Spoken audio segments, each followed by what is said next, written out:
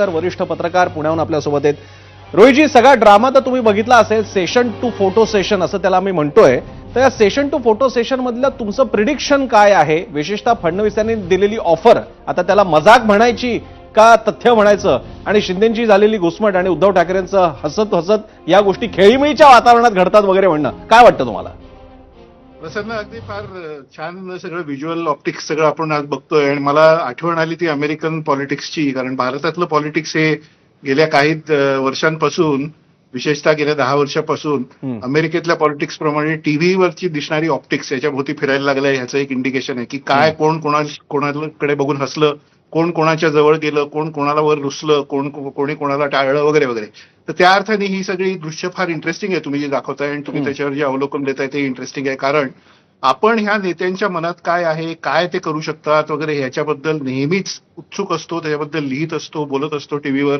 आणि हे नेते काही पत्ता लागू देत नसतात आपल्याला, कारण ते वरवर काहीतरी वेगळ्या गोष्टी सांगत असतात. सर्वच पक्षांचे मी म्हणतोय नेते असे वागतात की ते पत्ता लागू देत नाहीत की ते काय करणार आहे वगैरे. तर होतं काय की आज अशा पद्धतीचा प्रसंग जो इतका चित्रित व्यवस्थित झालेला आहे, त्याच्यामध्ये बॉडी लँग्वेज मधनं किंवा कोणाच्या चेहऱ्यावर काय भावना उमटते, कोण जवळ आल्यावर काय भावना उमटते वगैरे हे दिसल्यानंतर त्याच्यातून आपल्याला खरोखरच एक इन्साइट मिळते की हे पुढे सगळं काय होऊ शकतं. उदाहरणार्थ आता तुम्ही जे 2दा-3दा म्हणालात की एकनाथ शिंदे आणि उद्धव ठाकरे समोरासमोर आल्यावर काय कशी एक्सप्रेशन्स होती आणि काय होती वगैरे, त्याच्यातनं आपल्याला हे अगदी दिसतंय. हा एक पहिला पॉईंट आहे याच्यातला की ऑप्टिक्स मधनं कसं आपल्याला आतलं राजकारण हे कळू शकतं किंवा भावना कळू शकतात. दुसरा पॉइंट असा जो तुमचा प्रश्न आहे की देवेंद्र फडणवीस यांनी त्यांच्या भाषणात एका हलक्या, म्हणजे त्याला लाइटर नोट म्हणतो आपण लाइटर नोटमध्ये असं म्हटलं की उद्धव ठाकरे इथे येऊ शकतात, आमच्या बाजूला येऊ शकतात असं. तर हा एक विनोद किंवा हलक्या ह्याच्यात आहे म्हटलेलं वगैरे, असा नंतर खुलासा उद्धव ठाकरे यांनी मीडियासमोर केला. पण लक्षात घ्या की पाश्चात्य ह्याच्यातले लेखक म्हणतात की कुठलाही विनोद हा अर्धसत्य असतं, असं एक वाक्य आहे पाश्चात्य लेखकांनी लिहिलेलं. अनेक लेखकांनी तसं लिहिलंय की कुठलंही व्यंगचित्र बघा, कुठलाही विनोद बघा, तो पूर्ण हे विनोद म्हणजे पूर्ण ते खोटंच किंवा चुकीचं असं नसतं, त्याच्यातही कुठेतरी एक अर्धसत्य असतं. तर त्या विनोदात हे अर्धसत्य मला असं दिसतंय की उद्धव ठाकरे यांच्या बरोबर 25, 27, 30 वर्ष असलेली भाजपची युती आणि आता आलेली कटुता ही कितीही असली तरी एकनाथ शिंदे यांच्या बरोबरची इक्वेशन्स अत्यंत अनसर्टन असल्यामुळे भारतीय जनता पक्ष पुन्हा पुन्हा अशी इंडिकेशन्स देतो, मधून मधून कधी विनोदाच्या शैलीत देतो, कधी सिरियसली देतो, कधी वेगळ्या मार्गाने, की आमच्याकडे इतर ऑप्शन सुद्धा ओपन आहेत, त्याच्यापैकी हा एक थोडा विनोदाचा भाग असावा.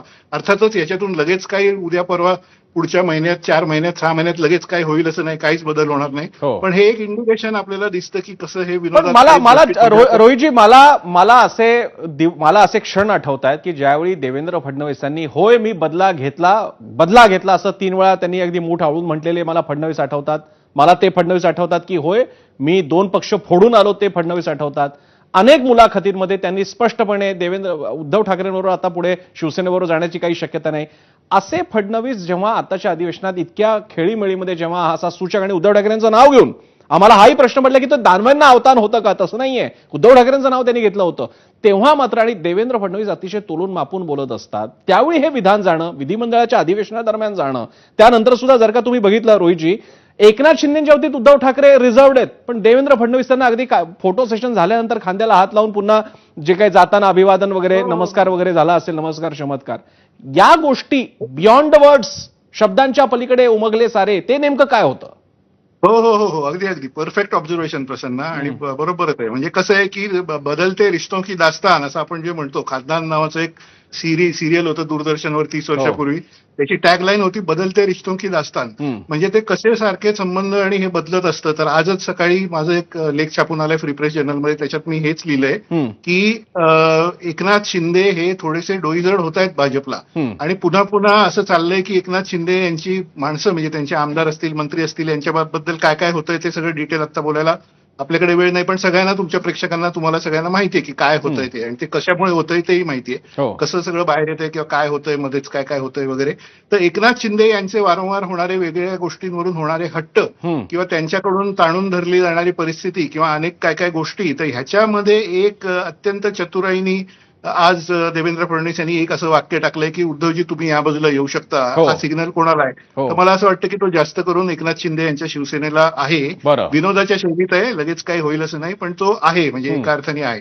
तर ते त्यातलं आतलं आपण बघू शकतो. अर्थातच या सगळ्या गोष्टी खूप लाईटर वेनमध्ये झाल्या आहेत, पण कधी कधी अशाच विनोदातून काहीतरी इशारे दिले जातात, चिमटे काढले जातात, हो. तेव्हा नेत्यांच्या मनात काय असतं ते पण आपल्याला रोहितजी असे दिसतं. जर का संकेत असतील, आता आपण प्रिडिक्शन्स वरतीच खेळू शकतो. आता आजच्या